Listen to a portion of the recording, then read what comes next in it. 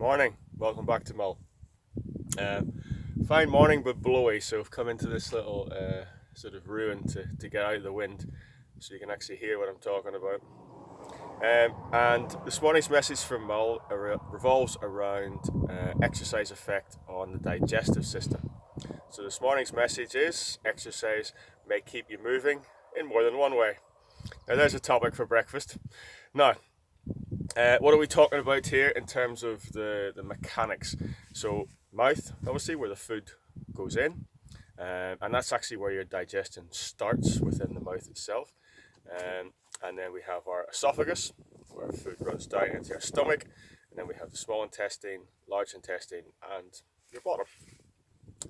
There's also some organs that play a key role in this process, but I'm actually going to talk more about organs and the endocrine system in another talk, so I'm going to leave them for now. And the digestive system's main function really is to break down your food into very, very small components so they can be absorbed and assimilated into your body. So for a lot of our food, that's energy and building blocks to repair ourselves. We're always renewing our cells as time goes on. And digestion takes anywhere from 24 through to about 72 hours, depending on who you are and your genetics and I guess how active you are plays quite a key role in that as well, and obviously your diet too. So anything basically that increases blood flow will be helpful to your digestive system. Physical activity stimulates intestinal activity, so your food will tend to move through more efficiently and faster as well. And those that are more sedentary, who spend a lot of time seated, tend to suffer more with problems of constipation, of things like IBS, of bloating, and excessive wind as well. Some of you may be looking at some people over the breakfast table and thinking, yeah, I know somebody who suffers with excessive wind. And the intestinal tract is made of quite specialized muscle. It's formed of something called smooth muscle.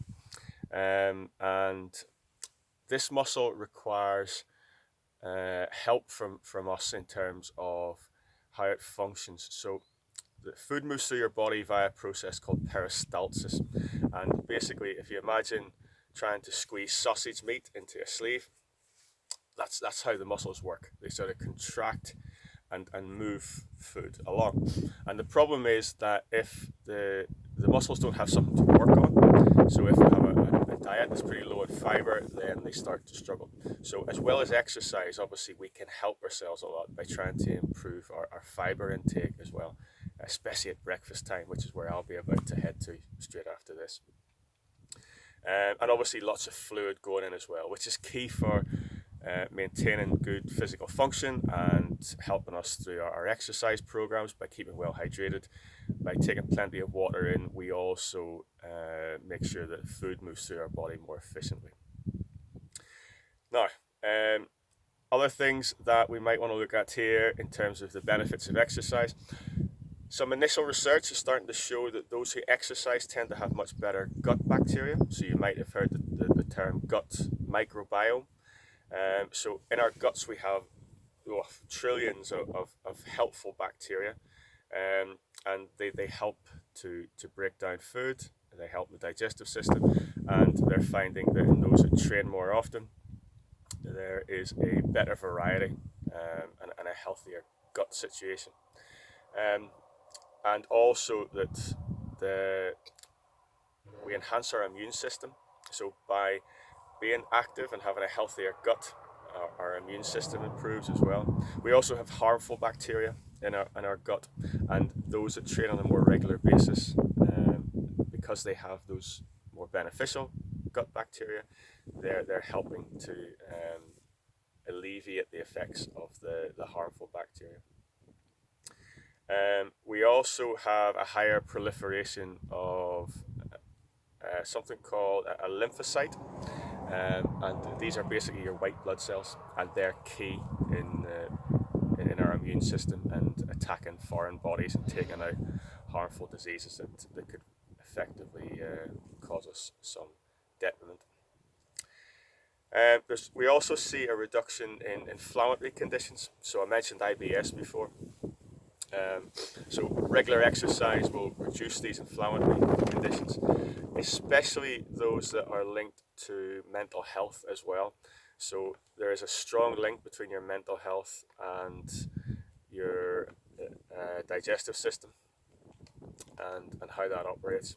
And any of you who may have suffered with stress and anxiety in the past will also know that sometimes that plays a key role on your gut. So by exercising on a regular basis, obviously in a roundabout way, we release more endorphins, and that will improve our mental health, and that has a knock-on effect on the digestive system.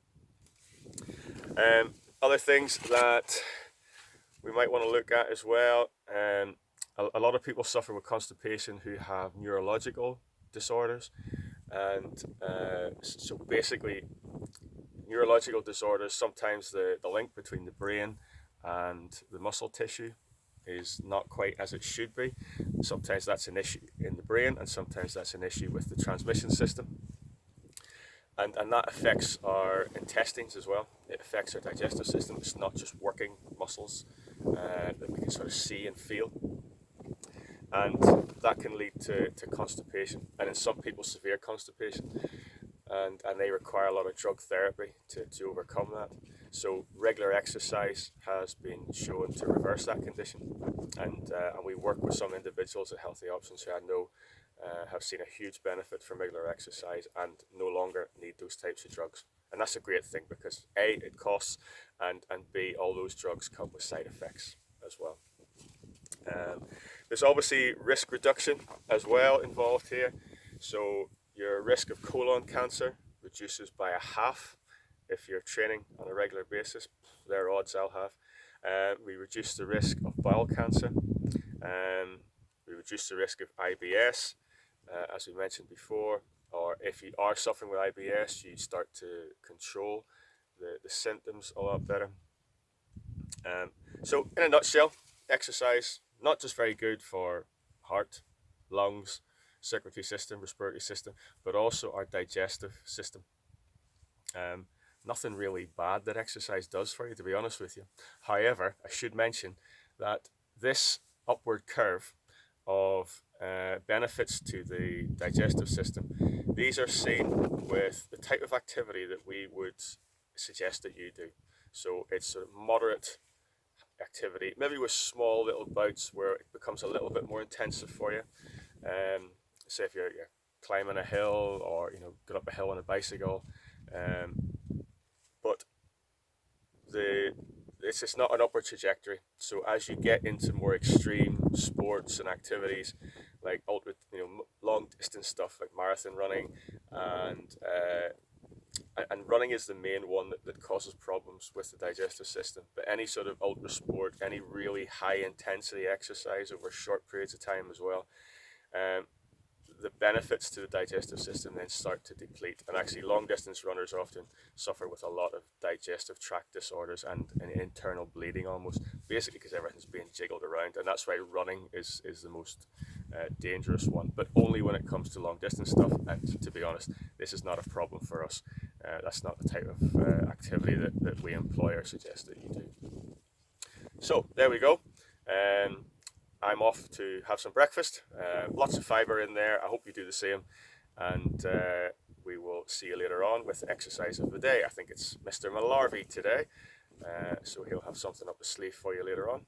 And have a lovely weekend. I know the weather's to dip a little bit tomorrow. It's much cooler today. Have you noticed? No midge. No midge. Wonderful. But get out there, enjoy yourselves, and I will see you next week. Take care, guys. Bye-bye. Stay safe.